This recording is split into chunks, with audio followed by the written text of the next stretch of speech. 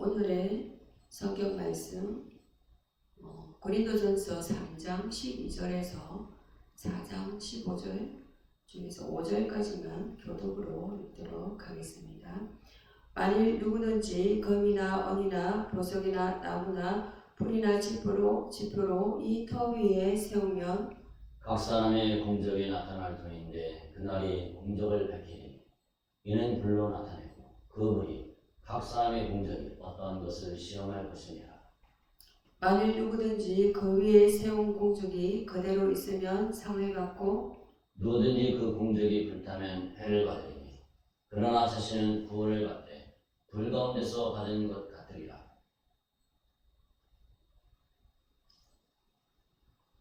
너희는 너희가 하나님의 성전인 것과 하나님의 성령이 너희 안에 계시는 것을 알지 못하느냐? 누구든지 하나님의 성전을 더럽히면 하나님이 그 사람을 멸하시리라. 하나님의 성전은 거룩하니 너희도 그러하니라. 아무도 자신을 속이지 말라. 너희 중에 누구든지 이 세상에서 지혜 있는 줄로 생각하거든 어리석은 자가 되라. 그리하여 지혜로운 자가 되리라. 이 세상 지혜는 하나님께 어리석은 것이니 기록된 바 하나님은 지혜 있는 자들로 하여금 자기께 빠지게 하시느니라 하였고 또 주께서 지혜 있는 자들의 생각을 헛것으로 아신다 하셨느니라. 그런즉 사람 누구든지 사람을 자랑하지 말라. 만물이 다 너희 것이니라.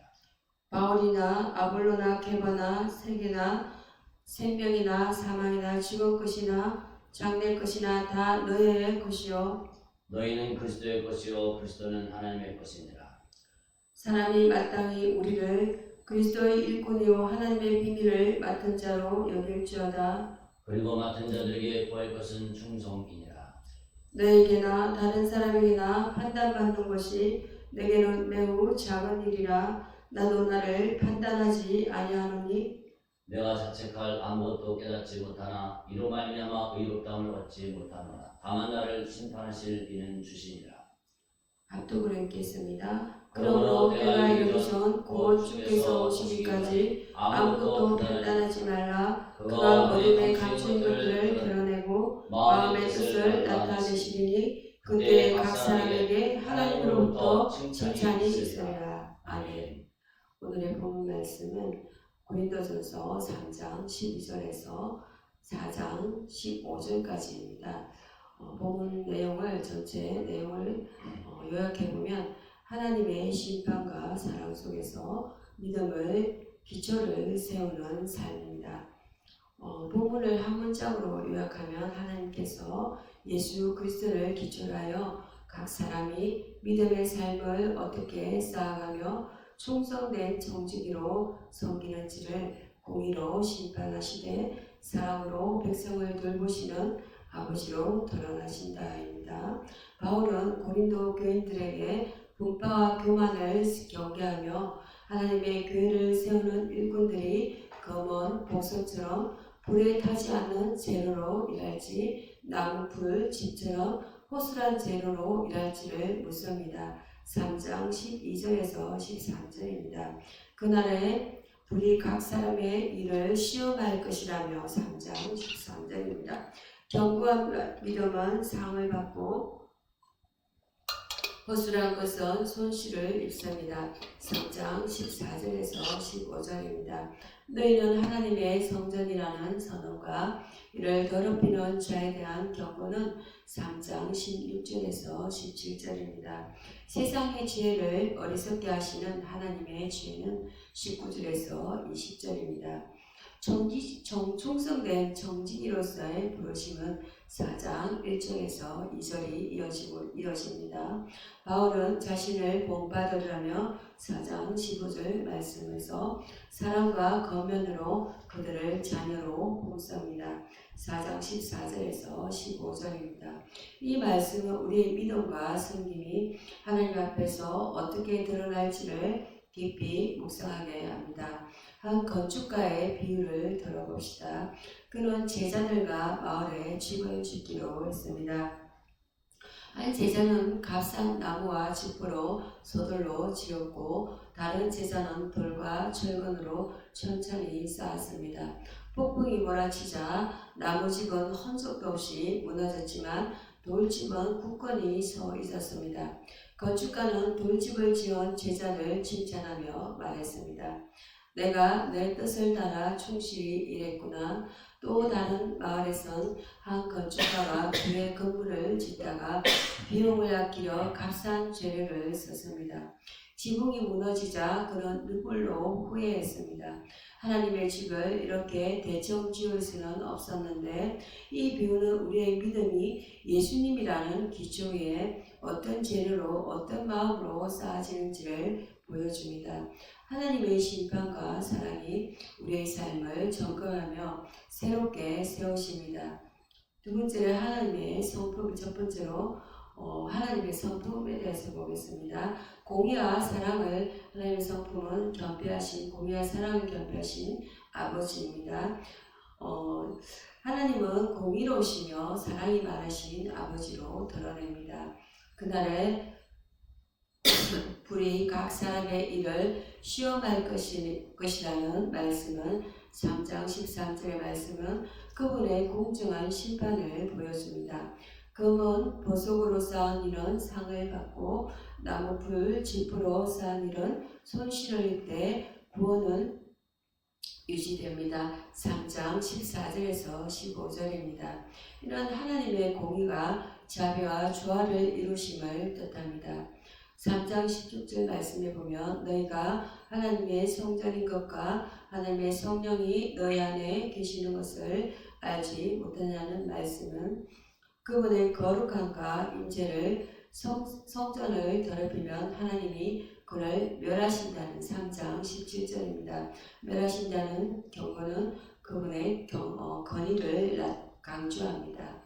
3장 19절에서 20절 말씀에 세상 지혜를 어리석게 하시는 죄는 하나님의 초월적 통찰을 나타내며 바울이 너희를 건면하노라며 사랑으로 다가오는 모습은 14절에서 15절입니다. 그분의 아버지다운 품을 반영하고 있습니다. 한 마을 판사의 이야기를 들어보겠습니다.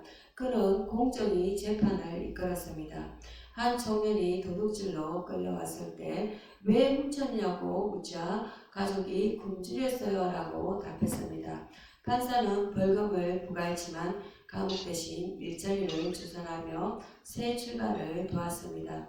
청년은 훗날 찾아와 말했습니다.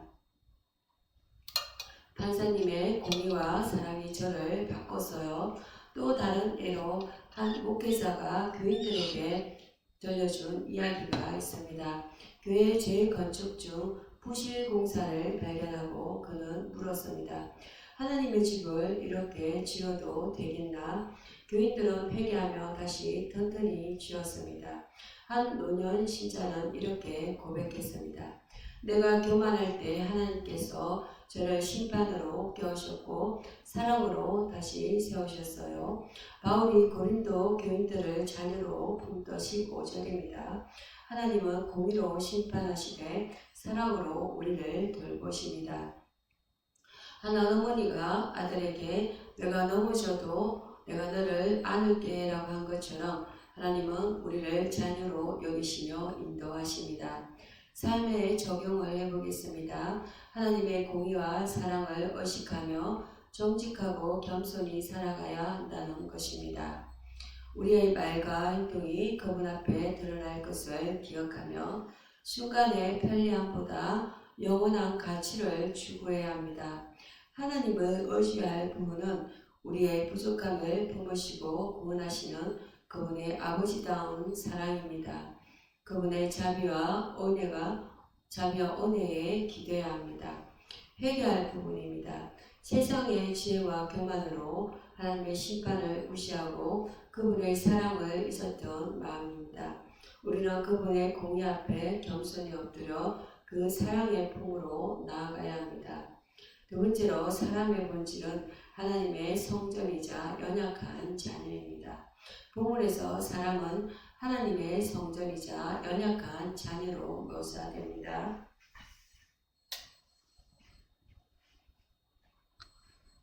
너희는 사람의 16절 말씀에 하나님의 성전이요 하나님의 성령이 너희 안에 거하신다는 말씀은 우리의 종기와 정체성을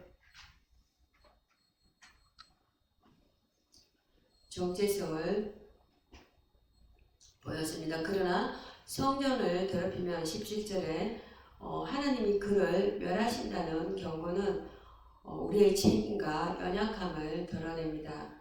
3장 9절 말씀에 바울은 자신과 아볼로를 하나님의 동역자라 부르며 각 사람이 예수 그리스도라는 기초 위에 3장 12절에서 15절 말씀을 보면 어떤 죄로 삶을 짓는지에 따라 결과가 달라진다고 합니다.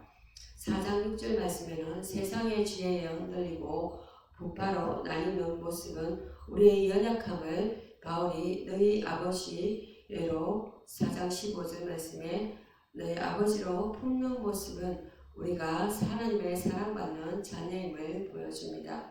한 교회 봉사자의 이야기를 떠올립니다. 그는 예배당 청소를 맡았습니다.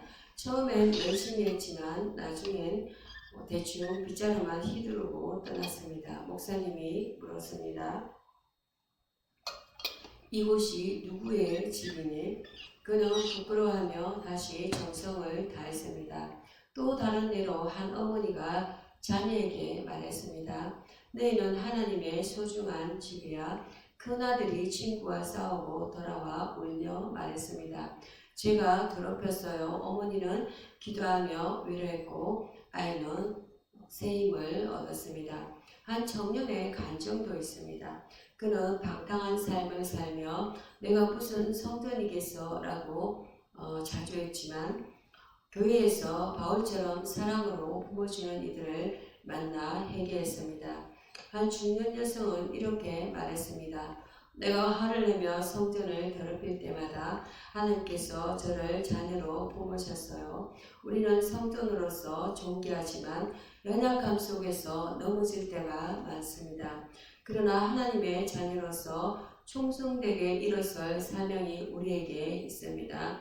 한 아버지가 아들에게 내가 넘어져도 내가 너를 일으킬게 라고 한 것처럼 하나님은 우리를 자녀로 품으십니다. 여기 삶에 적용을 해보겠습니다. 하나님의 성전으로서 거룩함을 지키고 자녀로서 충성되게 살아가야 한다는 것입니다. 우리의 몸과 마음이 거룩게 들어진 헌물임을 기억하며 작은 일에도 헌신해야 합니다. 하나님을 의지할 부모는 우리의 연약함을 아시고 부으시는 성령님의 내주하심입니다. 그분의 사랑과 힘으로만 설 수 있습니다. 여기서 우리는 회개할 부분입니다. 회개할 부분은 우리의 삶을 더럽히고 자녀로서의 사명을 잊었던 태도입니다. 세상의 유혹에 흔들리기보다 그분의 품으로 돌아가야 합니다. 천사와 마귀 세 번째로 영적 동역자와 적대자의 대조입니다. 본문에서 천사와 마귀는 직접 언급되지 않지만 영적 맥락이 깊이 담겨 있습니다.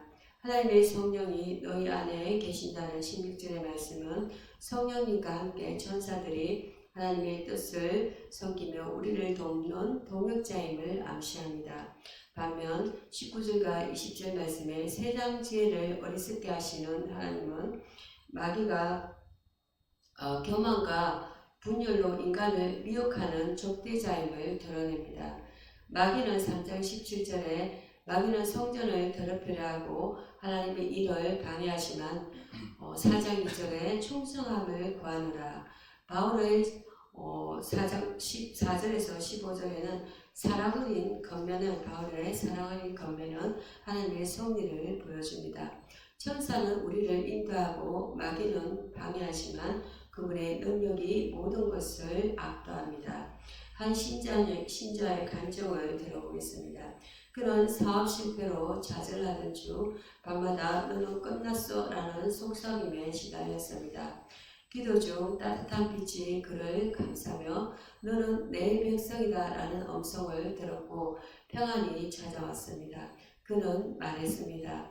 마귀가 저를 끌어내리려 했지만 천사의 손길로 하나님께서 지키셨어요. 또 다른 예로 한 청소년이 친구들의 유혹에 흔들렸습니다. 공부 안 해도 괜찮아라는 속삭임에 빠져 방황했지만 교회 캠프에서 기도하며 깨달았습니다. 마귀가 내 미래를 훔쳤지만 하나님께서 나를 구하셨어요. 한 노예는 이렇게 고백했습니다. 교만할 때마다 악한 생각이 들었어요. 기도로 물리치니 천사 같은 평화가 왔죠. 한 어머니는 아들이 악몽에 시달릴 때 기도하며 말했습니다. 하나님의 천사가 너를 지킬 거야. 그러자 아이가 평온히 잠들었습니다. 천사는 돕고 마귀는 방해하지만 하나님의 품 안에 우리가 있습니다. 여기에서 삶에 적용해 보겠습니다. 영적으로 깨어있으므로 천사의 도움을 구하고 마귀의 유혹을 물리쳐야 한다는 것입니다. 기도와 말씀으로 무장하여 세상의 소리에 귀 기울이기보다 그분의 뜻을 따라가야 합니다. 하나님을 의지할 부분은 성령님과 천사를 통해 우리를 지키시는 그분의 보호하심입니다. 그분의 능력이 우리를 모든 악에서 건지십니다. 회개할 부분은 마귀의 거짓 속에 속아 세상을 쫓고 하나님의 뜻을 저버렸던 순간들입니다. 우리는 그분의 음성에 귀 기울이며 충성된 길을 걸어야 합니다. 여기서 결론을 보겠습니다. 충성된 자녀로 하나님께 나아가기로 결론을 맺겠습니다. 우리의 믿음이 예수 그리스도라는 기초 위에 어떻게 쌓이며 하나님의 심판과 사랑 속에서 어떻게 살아갈지를 묻습니다. 건축가의 비유와 또 판사의 자비와 봉사자와 신자들의 간정은 이 진리가 삶 속에서 어떻게 살아 숨쉬는지를 보여줍니다. 하나님은 공의와 사랑을 겸비하신 아버지이시며 우리는 그분의 성전이자 연약한 자녀입니다. 천사는 돕고 마귀는 방해하지만 하나님의 성령님의 능력이 우리를 승리로 이끄십니다. 이 말씀을 마음에 새기고 하나님을 의지하며 회개하는 마음으로 충성된 자녀로 나아가도록 합시다. 그날 아멘 하십시오. 믿으시면 그날 불 앞에서 우리의 삶이 빛날 수 있도록 오늘도 그분과 동행하며 믿음의 길을 튼튼히 쌓아가도록 합시다. 아멘. 기도하겠습니다. 나의 가는 길에 가장 선한 것으로 채우시는 분, 요한복음 14장 23절 말씀에 보면 예수께서 대답하여 이르시되 사람이 나를 사랑하면 내 말을 지키리니 내 아버지께서 그를 사랑하실 것이요 우리가 그에게 가서 거처를 그와 함께 하리라. 나의 힘이 되시는 하나님 아버지, 오늘도 주님을 이 주일에 주님을 찬양합니다. 나의 모든 염려와 근심을 다 내려놓고 주님 앞에서 자유함을 누리며 하루를 시작합니다. 말로는 언제나 나의 힘이 되신다고 고백하면서도 마음의 자유와 평안을 누리지 못하면 진정 힘의 근원으로 인정하지 못하고 여전히 내가 해내야 한다는 강박한 영 때문임을 고백합니다. 주님, 오늘은 모든 걱정을 던져버리고 새롭게 하루를 주일을 시작하게 하소서. 주님께서 오늘도 모든 일들 가운데 함께 하실 것을 믿습니다. 주님께서 모든 피로를 아시며 나아가는 길에 나의 가는 길에 가장 선한 것으로 채우시는 분이심을 믿습니다. 오늘도 그런 주님의 계획이 하나하나 다 이루어지는 주일 하루 되게 하소서. 즐겁게 허락하신 이 주일을 건심과 걱정으로 망치지 말게 하시고 짐을 내려놓고 열심히 달려갈 수 있는 그러한 날이 되게 하소서. 여호와는 나의 힘이요 노래시며 나의 구원이로시다라는 고백이 내 영혼 깊은 곳에 진심의 고백이며 생활이 되게 하소서. 오늘도 이 날도 나의 믿음과 나의 행함이 점점 하나가 되게 하소서. 오늘 나의 삶의 터전과 교회에서 여전히 하나님과 예배 가운데 동행하기를 소원합니다. 아니 이미 동행하고 계신 주님을 눈치채고 감사하는 그러한 거룩한 날이 되게 하소서. 참 진리와 자유 되시는 예수 그리스도 이름으로 기도드립니다. 아멘.